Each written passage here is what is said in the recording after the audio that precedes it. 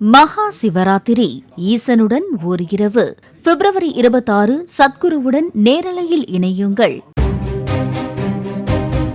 சிவகாசி அருகே போர்டு ரெட்டியப்பட்டியில் கடந்த புதன்கிழமை ஏற்பட்ட பட்டாசு ஆலை வெடிவிபத்தில் தொழிலாளி ஒருவர் உயிரிழந்த நிலையில் ஆலையின் மேற்பார்வையாளர் கைது செய்யப்பட்டார். தலைமறைவாக உள்ள ஆலையின் உரிமையாளர் ரமேஷ் என்பவரை தேடி வருவதாக காவல்துறையினர் தெரிவித்தனர்.